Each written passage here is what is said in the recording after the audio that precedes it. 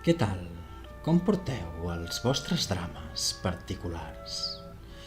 Ja van passant els anys, no?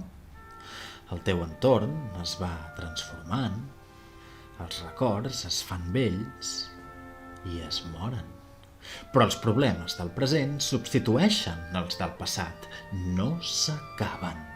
I seguiràs afrontant-los un per un conforme vagin venint de la millor manera que sàpigues fins que et facis vell i et moris.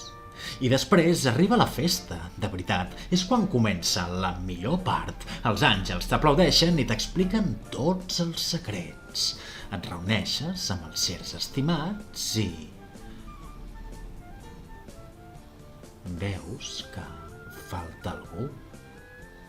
La meva ànima, bessona, va morir abans que jo. On és?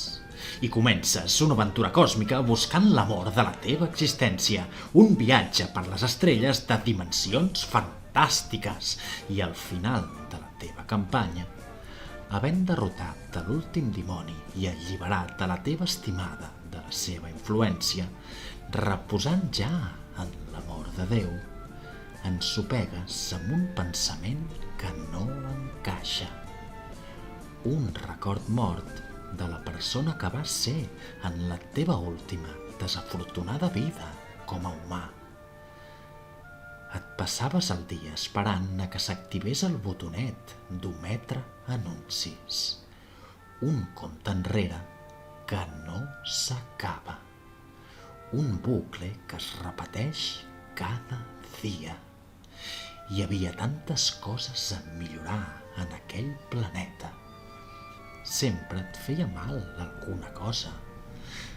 L'esquena, l'estómac, la ment. Potser és que tot va ser dolent? En comparació amb el repòs de l'amor de Déu, qualsevol cosa et deixa insatisfet. Vaig buscar aquell amor en el meu cos. Vaig buscar-lo dins d'altres cossos.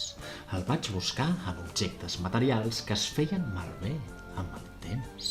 I quan creia estar molt a prop, apareixia un anunci que no es podia ometre, una altra distracció. I darrere d'ella, el següent problema.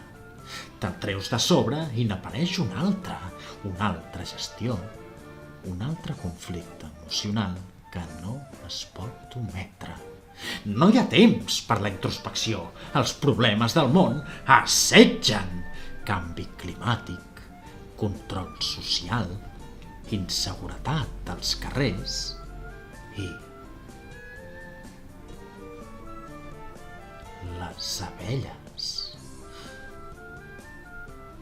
Si elles estiguessin al meu lloc, posarien música.